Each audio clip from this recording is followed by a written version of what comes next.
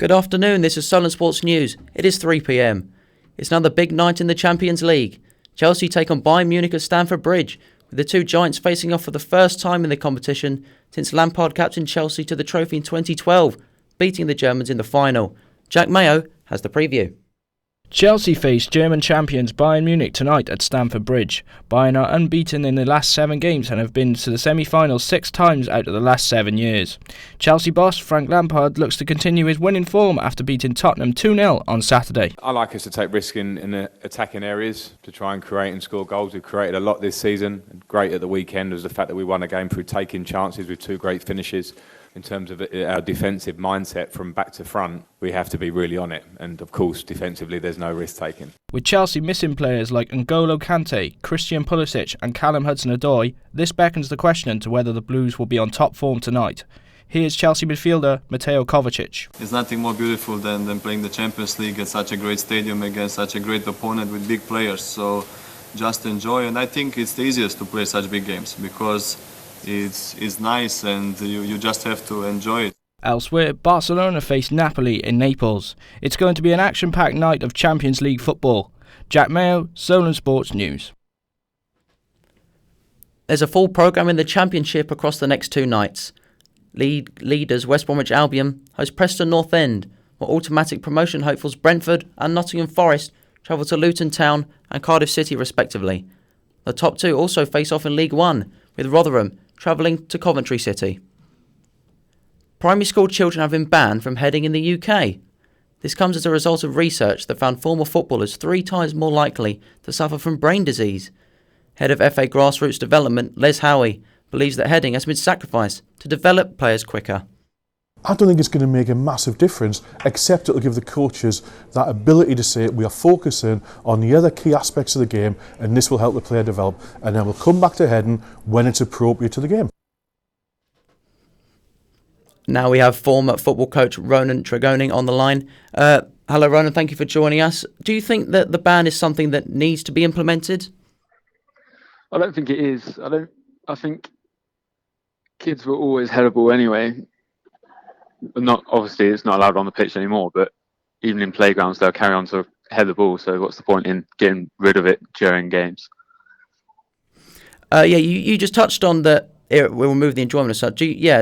How much do you think of the impact it will have that if it removes headers from the game entirely, it will just take the enjoyment out of the game for the youngsters? Yeah, I think it will, because, I mean, even when you run around in the playground, you just kick a ball up and use any part of your body, usually your head, to head it away. But if in a game you have to wait for the ball to come down to then control it and then carry on, I think it'll be slower and less enjoyable for all the players.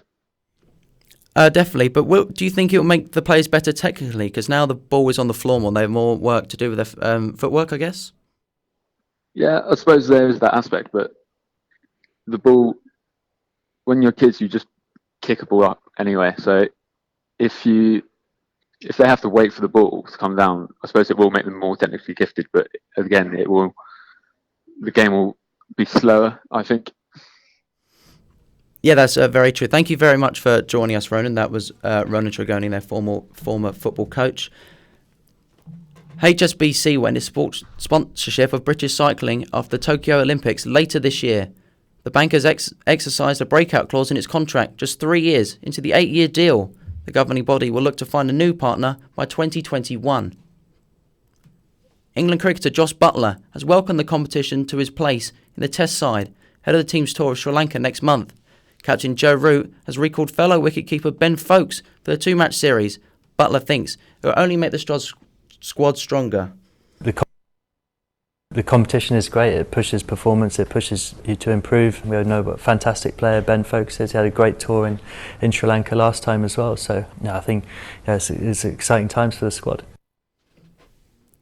In golf, it has been announced that the Open Golf Championship will return to the Royal Troon in Ayrshire for the 2023 tournament. It was last hosted there in 2016, where Henrik Stenson was the winner. It will take place between the dates of the 19th and the 23rd of July. In rugby, England's Jonathan Joseph is happy to play on the wing if it means he keeps his place in the side. Joseph played his first game in the position as England beat Ireland 24-12 on Sunday. Yeah, I just think obviously offering different strength and different elements to your game, being able to play on the wing and being able to play 13, obviously it's a positive, isn't it? So happy I've managed to play a full test there now, obviously against a great Ireland side as well. So yeah, I'm confident. There is British interest in the Dubai Tennis Championship this afternoon. Dan Evans, Britain's #1, is playing Italian Fabio Fognini in the opening round. Jack Sale has the latest score. So they're currently in the third and final set in Dubai. Fognini leads 3-2 after the first 2 sets were split 1 each. Fognini taking the first set 6-3 before Evans hit back. He was actually a break down in the second set but came back to win it 6-4. So it's currently on serve, Fognini 3-2 up in the final set. Thank you very much, Jack. Boxing and the fallout from the Deontay Wilder-Tyson Fury bout has continued. Wilder has now blamed the heavy costume he wore into the ring for the defeat in Las Vegas on Saturday.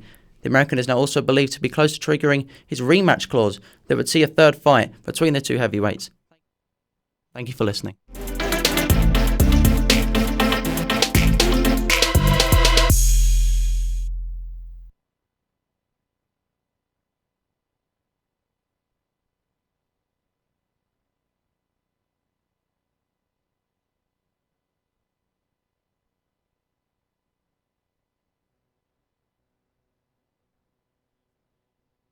Thanks, Ronan.